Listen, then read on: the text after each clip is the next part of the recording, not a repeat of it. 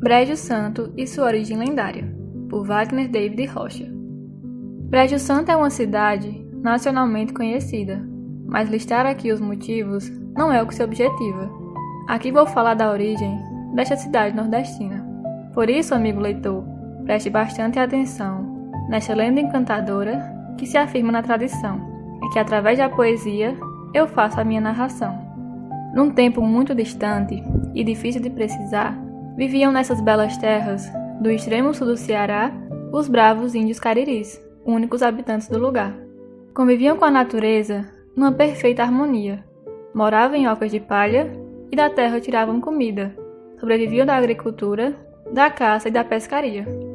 Mas os índios não sabiam que o tempo ia passando e a mudança lhe chegaria através do homem branco, que em busca de riquezas o interior foi explorando. Num lugar bem perto dali, hoje chamado Porteiras, morava uma viúva baiana, inteligente e trabalhadeira. Seu nome é Maria Barbosa, mulher de fibra e hospitaleira. Juntamente com seus filhos, cuidava da sua propriedade, se dedicava à agricultura sem preguiça e com verdade. Criava muitos animais e deles tinha grande vaidade. Durante uma seca medonha que atingiu toda a região, trazendo a escassez de água, o sofrimento e a desolação, foi acabando aquela fartura de animais e de plantação. Muitos dos bichos morreram de fome e desnutrição. Outros, aos poucos, viraram alimento de única opção. Teve também os que fugiram em busca de alimentação. Foi nesse clima de tristeza e de muita preocupação que Dona Maria Barbosa, numa atitude de precaução, conferia os que ali restava para fazer sua previsão. E foi num desses secos dias que ela sentiu que faltava alguns porcos no seu terreiro e, vendo que não encontrava, ordenou aos seus escravos que procurassem pela estrada. Ao caminharem sem destino, depois de alguns longos dias, os porcos foram encontrados, dando aos escravos a alegria de poder voltar para casa com os bichos e a boa notícia. Quando Dona Maria Barbosa viu chegar a sua comitiva, elogiou os escravos e demonstrou muita alegria. Mas como era muito esperta, viu logo que ninguém via. Um sinal mais do que claro de que nascia a esperança. Os mocotós dos seus porcos estavam todos sujos de lama. Era certa a presença de água ali perto daquela estância. E sem pensar duas vezes, querendo saber onde era, mandou os escravos de volta, sem puxar muita conversa. Dar fim aos efeitos da seca, ela queria e tinha pressa.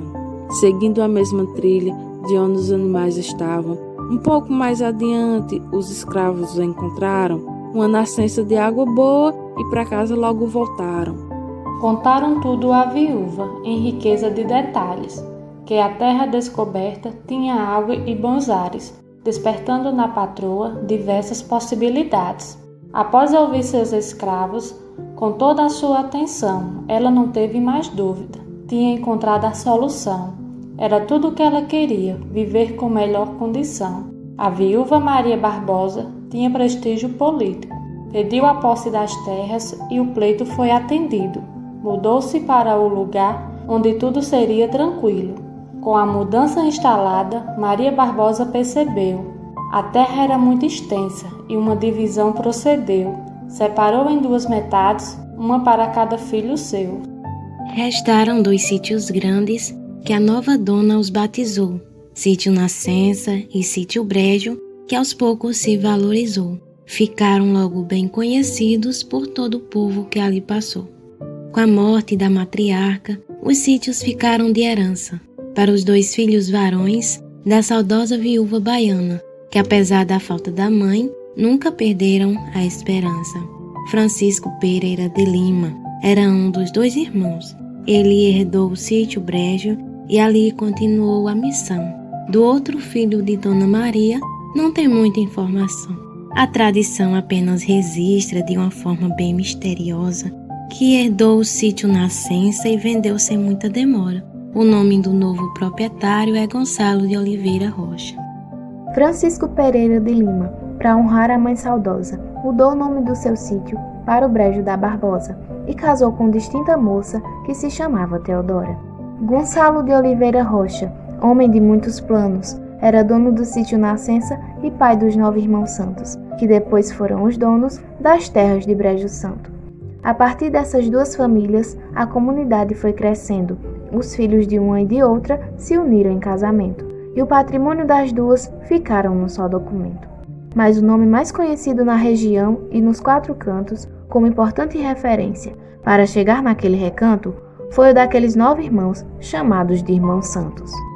Se o sítio tinha outros donos, todo mundo foi batizando o lugar com o nome deles e o povo inteiro foi chamando aquela grande porção de terra de sítio Brejo dos Santos. O lugarejo foi crescendo e atraindo mais moradores, gente unida e inteligente e de bons articuladores, que com muito trabalho e fé foram grandes conquistadores.